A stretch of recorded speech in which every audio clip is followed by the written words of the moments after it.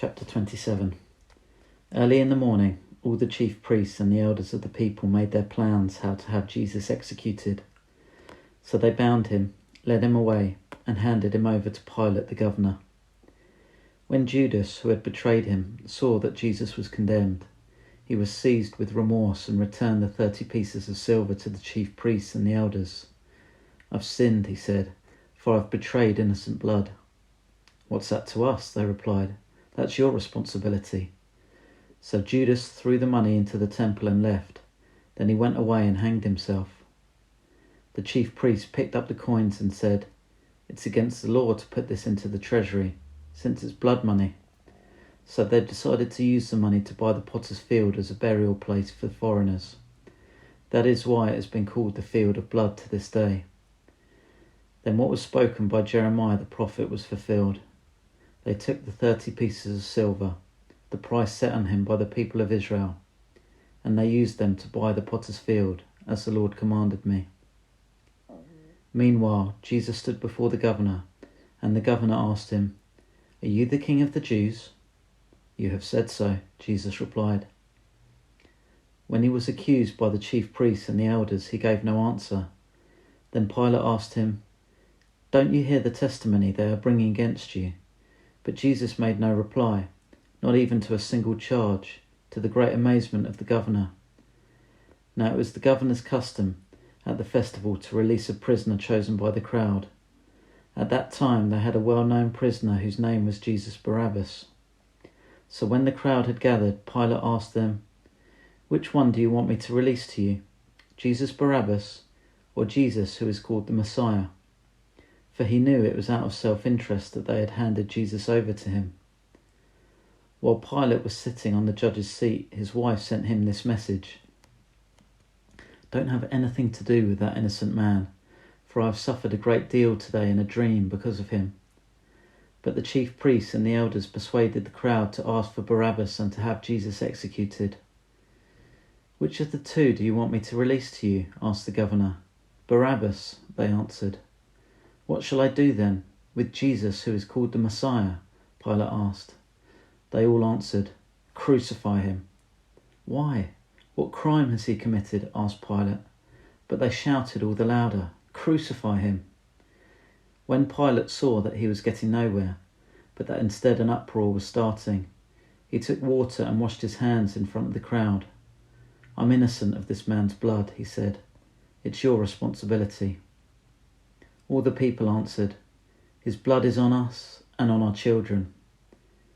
Then he released Barabbas to them, but he had Jesus flogged and handed him over to be crucified.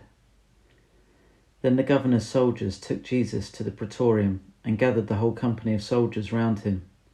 They stripped him and put a scarlet robe on him, and then twisted together a crown of thorns and set it on his head.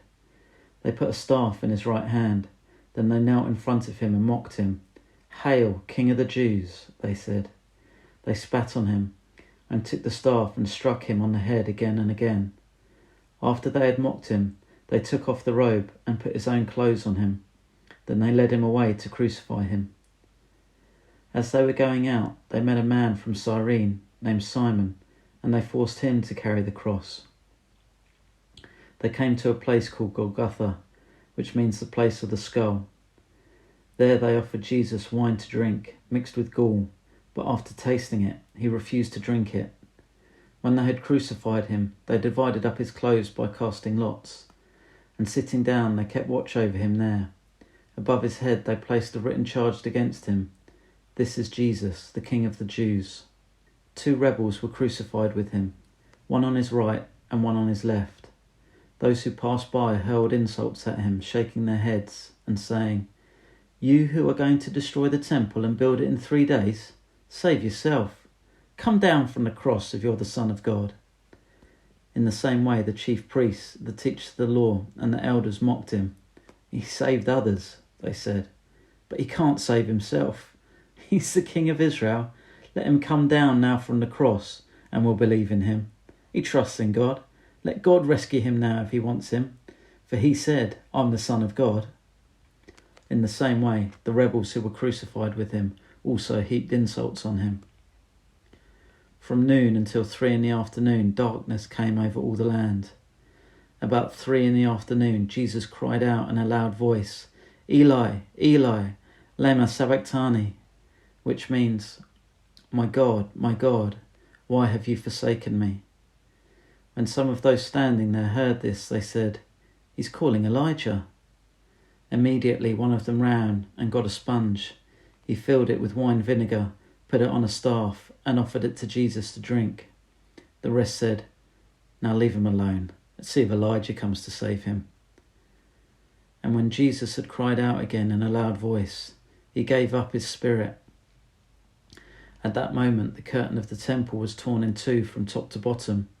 The earth shook, the rocks split, and the tombs broke open. The bodies of many holy people who had died were raised to life. They came out of the tombs after Jesus' resurrection and went into the holy city and appeared to many people. When the centurion and those with him were guarding Jesus saw the earthquake and all that had happened, they were terrified and exclaimed, Surely he was the Son of God. Many women were there, watching from a distance. They had followed Jesus from Galilee to care for his needs. Among them were Mary Magdalene, Mary the mother of James and Joseph, and the mother of Zebedee's sons. As evening approached, there came a rich man from Arimathea, named Joseph, who had himself become a disciple of Jesus. Going to Pilate, he asked for Jesus' body, and Pilate ordered that it be given to him. Joseph took the body, wrapped it in a clean linen cloth, and placed it in his own new tomb that he had cut out of the rock. He rolled a big stone in front of the entrance to the tomb and went away. Mary Magdalene and the other Mary were sitting there opposite the tomb. The next day, the one after the preparation day, the chief priests and the Pharisees went to Pilate. Sir, they said, we remember that while he was still alive, that deceiver said, After 3 days I will rise again. So give the order for the tomb to be made secure until the 3rd day. Otherwise his disciples may come and steal the body and tell the people that he's been raised from the dead. The last deception will be worse than the first. Take a guard, Pilate answered. Go make the tomb as secure as you know how. So they went and made the tomb secure by putting a seal on the stone and posting the guard.